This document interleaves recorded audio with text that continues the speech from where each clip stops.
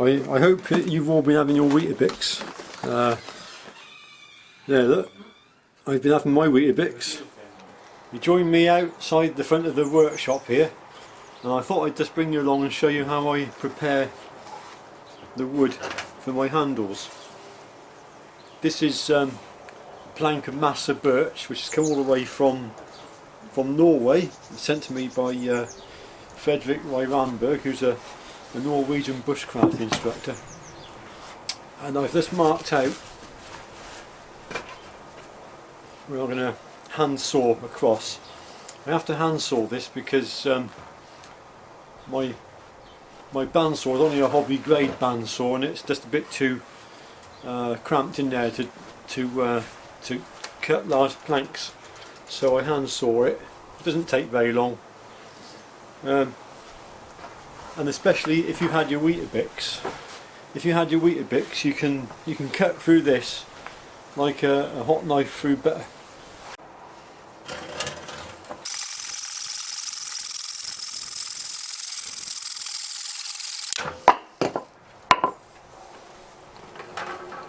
So there you have it. I told you I'd have my Weetabix, didn't I? Let's go into the workshop now and I'll show you the next stage. Okay, so here's the block of wood. Now it's a much more manageable size, because I have got a small workshop and it's a little bit confined in here, to be honest with you. So I've got to do the best I can with what space is available. These are pretty square or parallel. These sides are parallel to each other. So I want to mark using a square. I'll start on this edge here.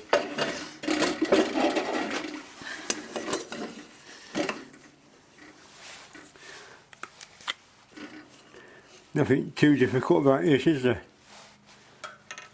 Just mark a line. And then I'm just going to cut along that line with a bandsaw.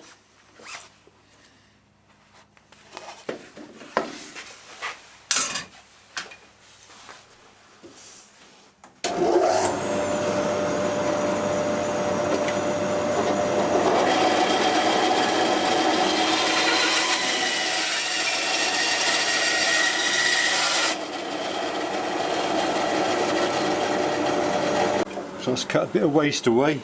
Unfortunately, a little bit of waste there. You can see it's beautiful, beautiful figurine in the Masur.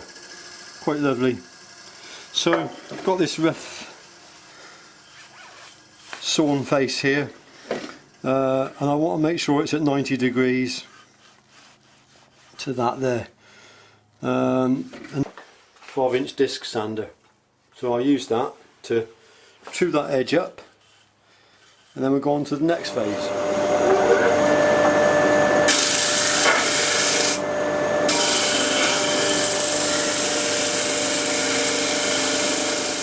So that's given me this nice flat surface along there now, which I can offer up against the fence on the bandsaw. I set the bandsaw to my required measurement, so in this case to about 33mm.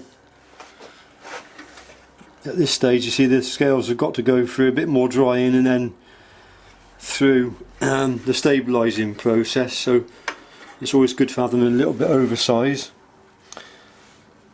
And now I'm not too worried about how they sit on the table. I'm concerned about how it sits against the fence. I'm only looking for the against the fence, not against the table. So I square it up on the fence and then I saw all the way along.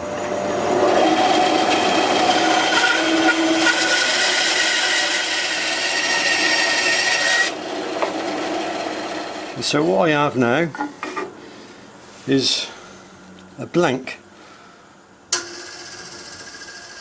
which is ready to go into the stabilising process. I'm not too worried about those being a bit off. If I wanted to, I could quickly chew them up on the disc sander.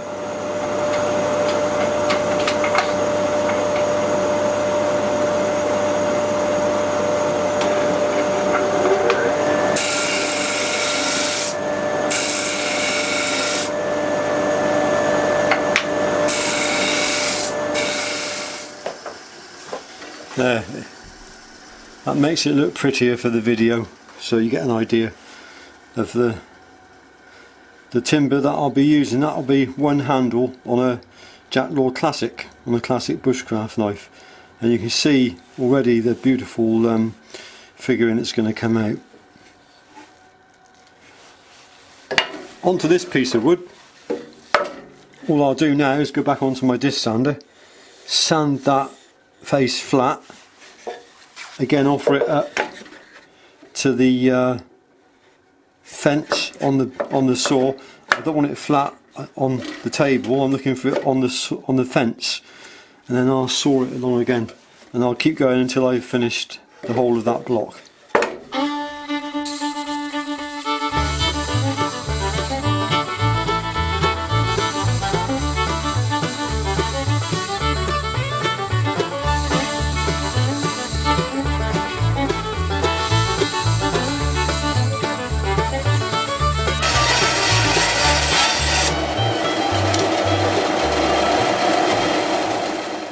And there's a small batch of handles, enough for 6 knives, all nicely cut, sized, ready for the next stage of stabilising.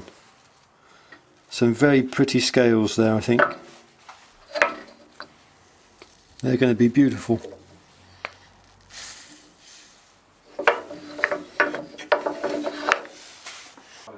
So anyway, what's been happening? We're into this lockdown phase, but I'm able to keep working, and I have almost completed a batch of knives now. I've got enough materials in stock to keep me working for 6 weeks. The only thing is that I ran out of contact adhesive. And what happens with it? It solidifies and evaporates, and it becomes unusable. So I can't get any from my local hardware store. Apparently you've got to order it and then go and collect it, and they'll bring it out to the car park. I've sent emails to the B&Q and the Wickes close by this morning, and we're now into late afternoon. They haven't got back to me. So unless I can get any of that, then I can't complete any more sheaves. And I've got leather work to complete, as you can see. The knives,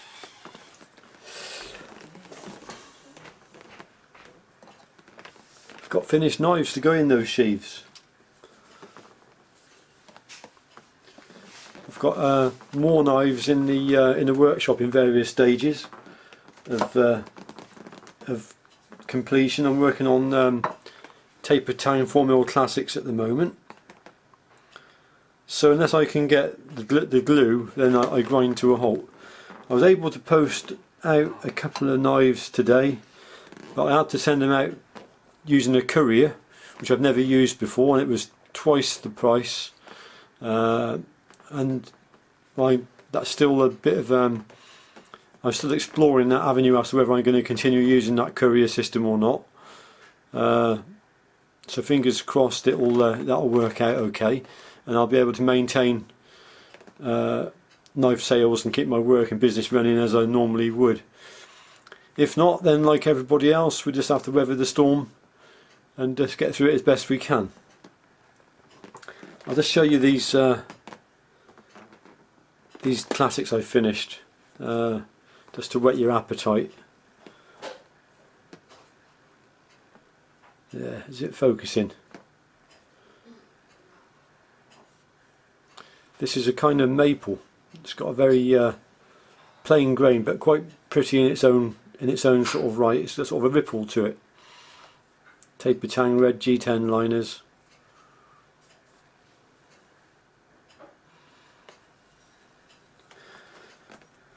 The other one is Masur.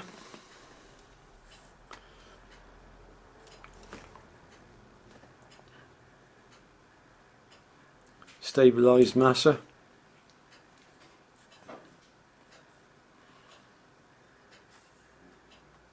Again, red G10. So just a quick short video, just to let you know I'm all here. I'm still here. I'm still here.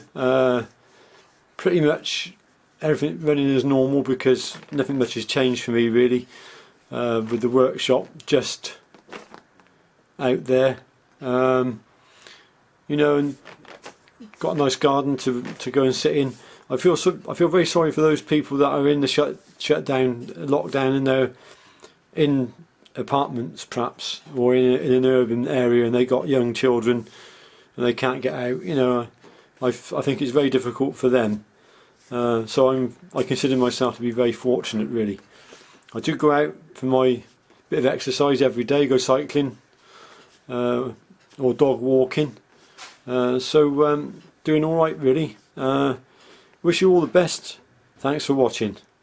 My daughter says, I say in a very stern voice, thanks for watching. Thanks for watching. And so she come and she criticised me. I didn't. What you got to say then? I have one thing to say. Go on, what's during that? This lockdown thing. What's that? It's not just for the pregnant people or the children. It's for the NHS staff and the support workers. I start work tomorrow, by the way. Woohoo! Full-time support worker. You're a support worker, aren't you? Yeah. Well done, Anne. Thumbs up. Yeah. Well done. You're doing a good job. Yeah. Well done.